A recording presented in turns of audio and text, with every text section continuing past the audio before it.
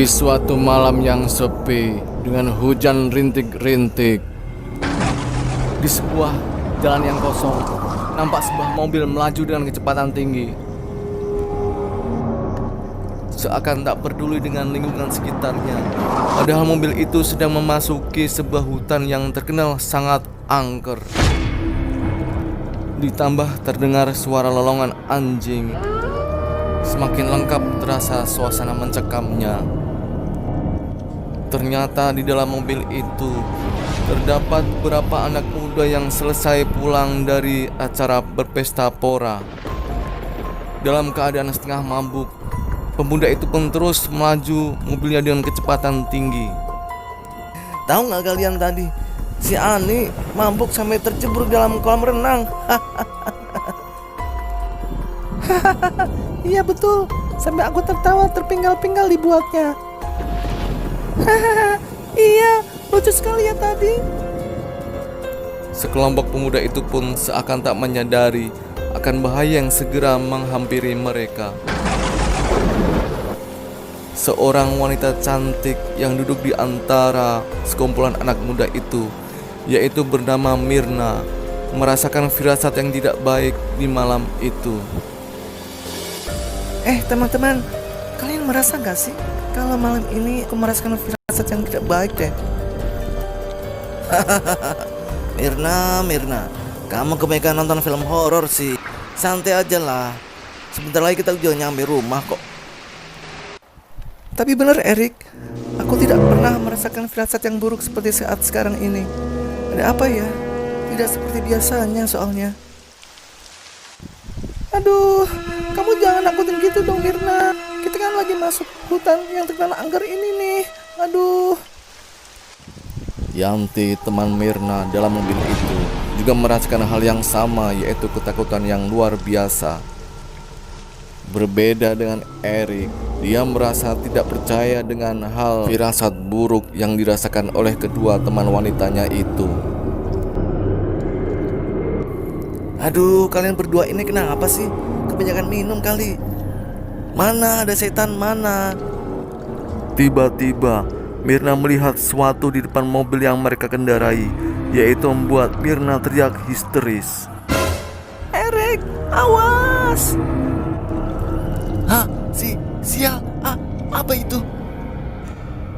Ternyata ada seorang nenek-nenek yang berada di depan mobil Erik secara tiba-tiba. Sial, remnya blong lagi. Hah?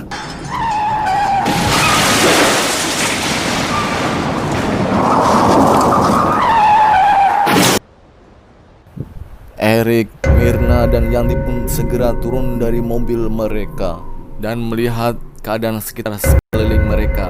Ada apakah sebenarnya ini? Malam semakin larut dan keadaan pun semakin mencekam. Dan akhirnya terlihat seorang nenek-nenek terkapar secara mengenaskan di depan mobil mereka yang sedang diparkirkan di jalan. Dan Erik pun segera menghampiri sosok nenek itu yang terkapar di tengah jalan. Sedangkan Mirna melihat dari kejauhan di sisi mobil.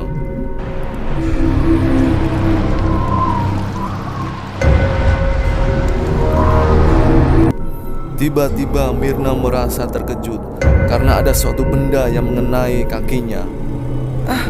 Apa ini di kakiku?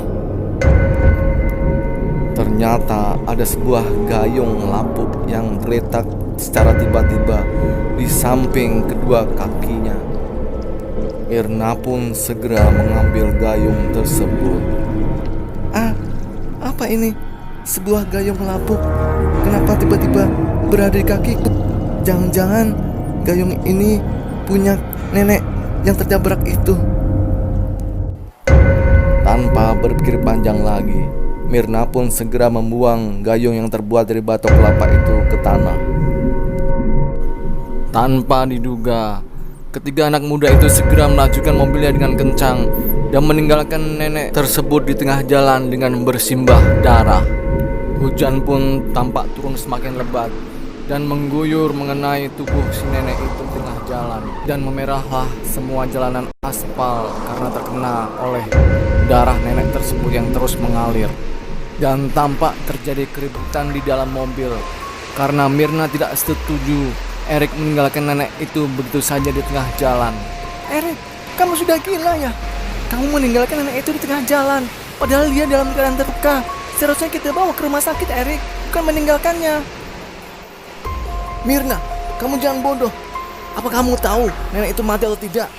Kalau ternyata nenek itu mati, kita bisa ditangkap sama polisi dengan tuduhan kelalaian dalam berkendara karena kita telah menabraknya.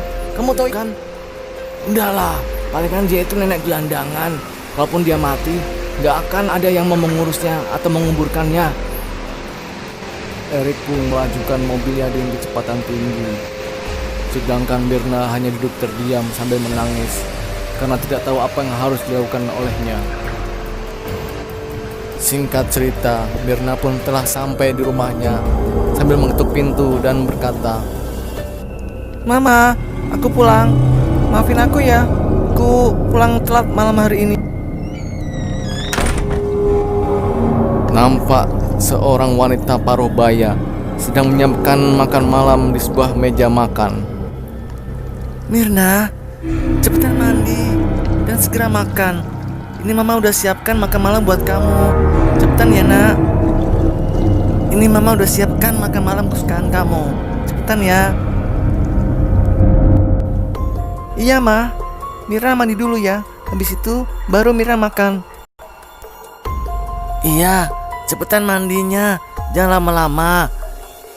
Mirna pun segera mandi di kamar mandi miliknya. Tapi dia tetap saja memikirkan nenek yang telah ditabrak oleh mobil Erik barusan. Apakah dia sudah mati atau tidak? Apakah benar dia gelandangan atau bukan? Pertanyaan-pertanyaan itu terus saja menghantui pikiran Mirna. Aduh, gimana ya nasib nenek itu? Apakah dia mati atau tidak? Tapi sudahlah, aku tidak mau berpikir macam-macam lagi. Semoga semuanya berakhir dengan aman.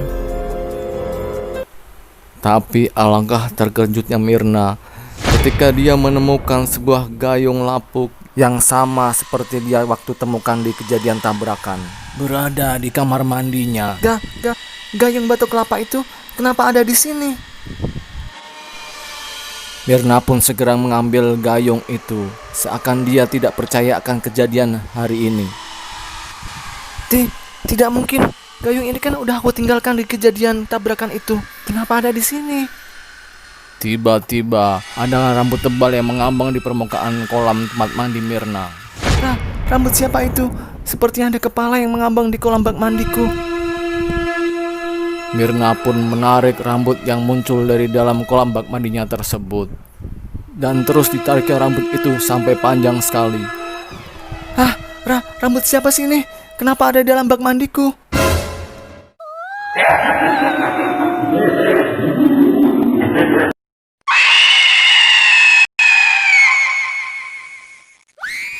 Jangan tinggalkan mayatku di tengah jalan, Mirna.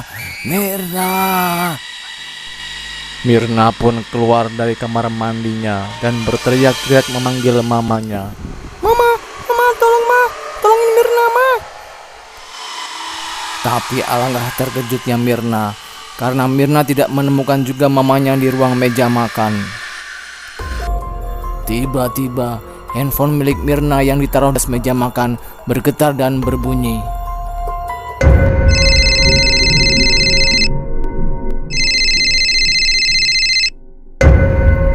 Telepon dari Mama. Bukannya Mama tadi ada di ruangan meja makan ini ya? Kok dia nelpon sih? Dengan ragu-ragu, akhirnya Mirna mengangkat handphone miliknya yang dari tadi telah berbunyi. Mama? Halo, Mama? Mirna anakku, Mama gak pulang malam ini ya nak. Karena malam ini Mama menginap di rumah Tante Irna. Mirna pun langsung lemas mendengar jawaban dari mamanya dari balik telepon. Kalau Mama malam ini gak pulang, terus yang ada di ruang meja makan siapa?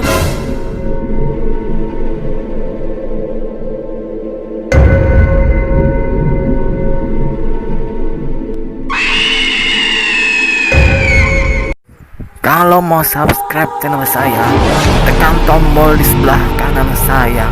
Dan kalau mau lihat video-video saya yang lain, ada di sebelah kiri saya. Jangan lupa ya guys.